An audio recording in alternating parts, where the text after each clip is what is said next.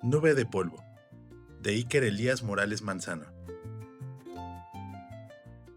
La primera vez que vi una gaviota, yo estaba en mi casa a 290 kilómetros de distancia de la playa más cercana en la Ciudad de México. Además, ni siquiera era una parvada, era una sola. Ese mismo día en la mañana, oí a unos niños decir que habían visto una gaviota en su casa. Esta fue la primera señal. Observar gaviotas se volvió algo normal y común cada día, pero preocupaba demasiado a los científicos. Obviamente a la gente no le importaba. Un martes después de este hecho, comencé a notar que había cada vez más insectos por la calle. Mosquitos, moscas y cucarachas, incluso catarinas y abejas. Además, cuando veía una hormiga no se ponía como loca. Seguía caminando en línea recta como si estuviera fuera de sí. Esta fue la segunda señal. Tristemente, la tercera es la vencida, ¿no? El martes siguiente me desperté muy temprano porque se oían ruidos y sonidos de animales, como perros, gatos, ratas, aves y muchas otras cosas. Era infernal. Todo sonaba al mismo tiempo y se oía terriblemente mal. Cuando yo no lo soportaba más, 5 minutos después de despertarme, grité: ¡Cállense ya! Mágicamente todos los animales se callaron y mi papá me agradeció mucho por haber gritado eso. En la escuela todo transcurría normal. Hasta yo seguía siendo el sin amigos de la clase. Pero en el recreo estaba en boca de todos que en las calles donde vivían los niños y los niños, todos los animales estuvieron hablando al mismo tiempo, hasta que de un momento a otro, los animales se callaron mágicamente. Después todo continuó normal en la escuela. Antes de regresar a clases vi que a un niño se le cayó algo de su mochila. Decidí ir a tomarlo, pero leí: si lo encuentras, quédatelo, en una nota sobre un sobre, y pues me lo quedé. Al llegar a mi casa mi papá no estaba. Vi que estaba la tele prendida con un video de su canal de noticias favorito. Le puse play y... Hoy se han registrado varios sismos en distintas partes del mundo, todos de 8.9. Continúan llegando notificaciones de más terremotos en más lugares. Después, el video terminó. Había una nota en la mesa con la letra de mi papá. Tuve que ir a ayudar por los terremotos en otras partes del país. Te dejé un video. Te quiero. De pronto la alerta sísmica sonó. Me asusté por lo que había visto en el video, así que salí rápidamente de mi casa, todavía con la mochila y el uniforme. Se estaba sintiendo muy fuerte, sentía que iba a caerme en cualquier momento. Fue cuando había una nube de polvo gigante a lo lejos. Un edificio había caído. Y así fue una por una de cada construcción de la CDMX, hasta que le tocó a mi casa. Vi cómo cada ladrillo iba cayendo lentamente. Una nube de polvo fue lo último que pasó antes de que cayera rendido por la tristeza, hasta que escuché gritos a lo lejos, y levanté la mirada para ver que esferas gigantes plateadas surcaron el cielo a gran velocidad. Una especialmente grande llegó a donde había estado el lugar en que vivía. Salí corriendo a ocultarme tras un árbol caído. Se abrió una compuerta en la esfera. De ahí salieron unas cosas muy altas parecidas a las cucarachas. Eran tres. Dos llevaban una bazuca verde. La otra cucaracha llevaba un traje de color verde olivo y una gorra.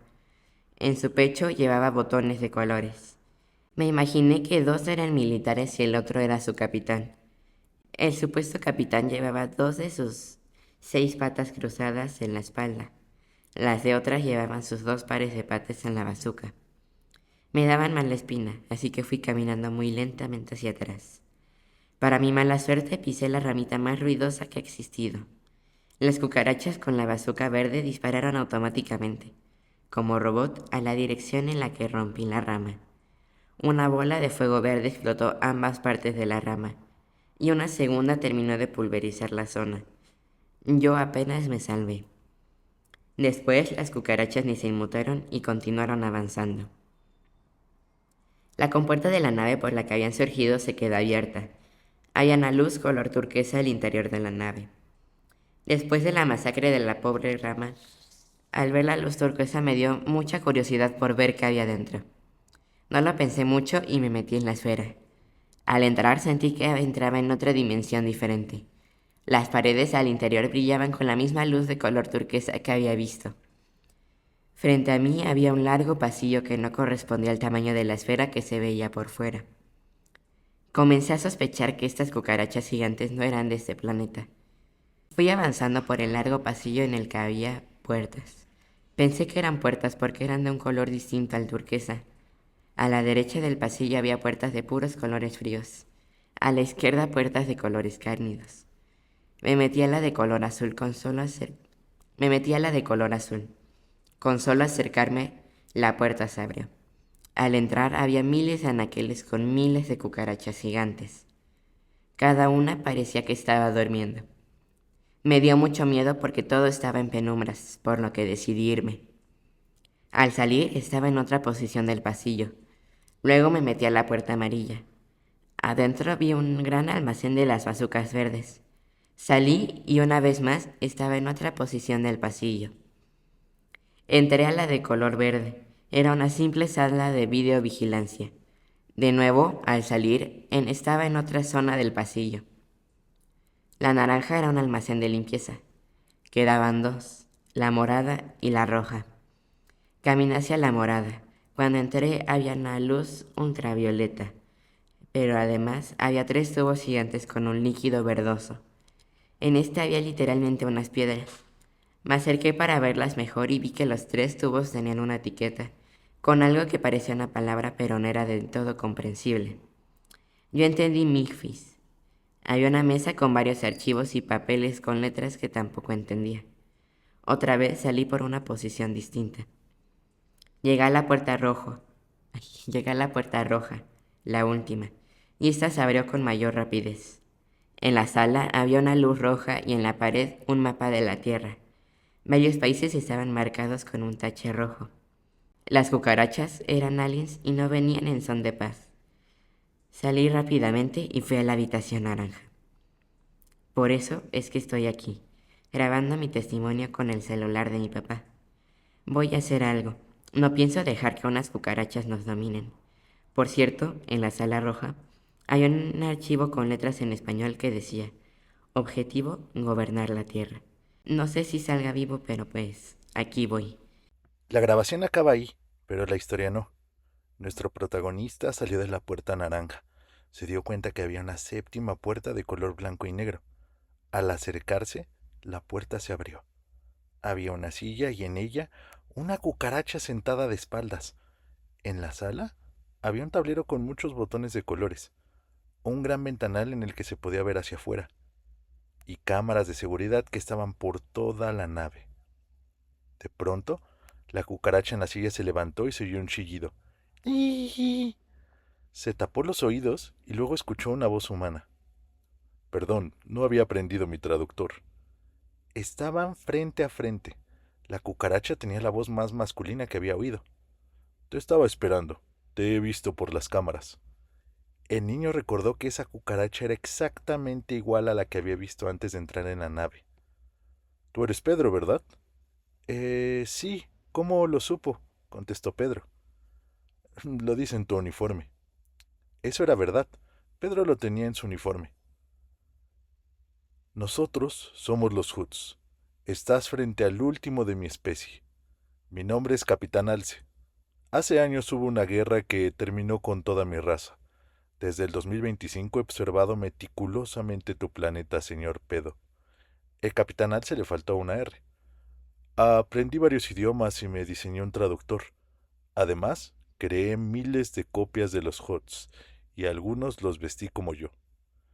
Pedro notó cómo la única diferencia es que el capitán tenía las antenas como si fueran cuernos de alce. También creé a los bazooks, un arma muy poderosa, continuó el capitán Alce. Me fascinan las piedras y por eso las tengo en un líquido verde. Así en poco tiempo tendrán vida y me haré su amigo. Estoy solo. Hice la nave en la que estás ahora y varias réplicas de menor tamaño. Si no existiera esto, ninguna otra lo haría, al igual que no habría ningún HOT falso. Estoy solo, así que nadie me va a decir qué hacer y qué no hacer.